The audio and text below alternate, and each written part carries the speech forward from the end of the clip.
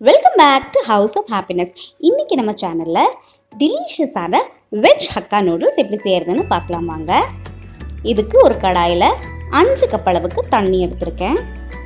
தண்ணி சூடானோடனே இதில் ஒரு பேக்கெட் அளவுக்கு ஹக்கா நூடுல்ஸ் ஆட் பண்ணியிருக்கேன். இந்த ஸ்டேஜில் நம்ம நூடுல்ஸை 90% தான் குக் பண்ண போகிறோம். இந்த மாதிரி டாங்ஸ் யூஸ் பண்ணி நூடுல்ஸை நல்லா தண்ணியில் ஸ்ப்ரெட் பண்ணிவிடுங்க.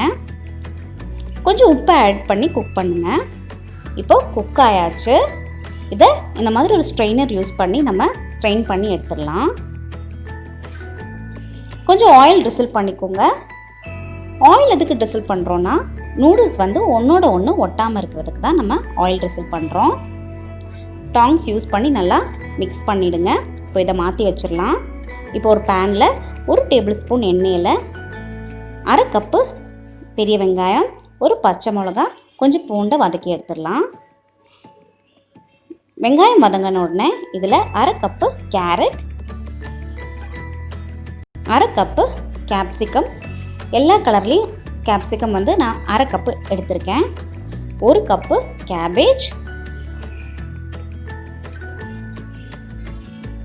அப்புறம் கொஞ்சம் ஸ்ப்ரிங் ஆனியனை எடுத்து நம்ம சாட்டே பண்ணிடலாம்.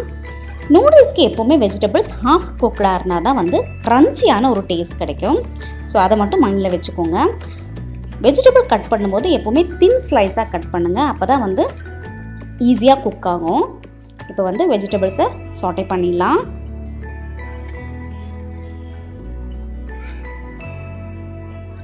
இப்போது வெஜிடபிள்ஸ் எல்லாம் குக் ஆயாச்சு. இந்த ஸ்டேஜில் 2 டேபிள் ஸ்பூன் சோயா சாஸ், அதுதான் நம்ம மெயின் இன்க்ரீடியன்ட் நூடுல்ஸுக்கு.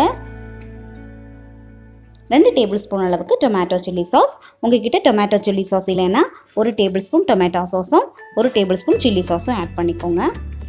தேவையான அளவு உப்பு. உங்கள் ஸ்பைஸ் லெவலுக்கு தகுந்த மாதிரி கொஞ்சம் பெப்பர் ஆட் பண்ணிக்கோங்க. இது எல்லாத்தையும் போட்டு நல்லா மிக்ஸ் பண்ணுங்கள். இப்போ நம்ம குக் பண்ணி வச்சுருக்கிற நூடுல்ஸை இந்த ஸ்டேஜில் ஆட் பண்ணிடலாம். இந்த மாதிரி 2 ஸ்பேட்டலா யூஸ் பண்ணி நூடுல்ஸை சாஸோடு நல்லா மிக்ஸ் பண்ணிவிடுங்க. பாருங்கள், இப்போ எல்லாமே மிக்ஸ் ஆயாச்சு. இன்னும் ஒரு 2 நிமிஷம் கூட நம்ம நூடுல்ஸ் குக் ஆகட்டும். அவ்வளோதான், ஈஸியான டேஸ்டியான வெஜ் ஹக்கா நூடுல்ஸ் இப்போ ரெடி ஆயாச்சு.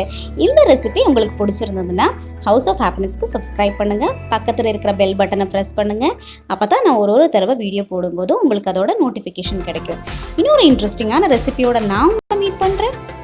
அது வரைக்கும் take care and bye bye from Priya.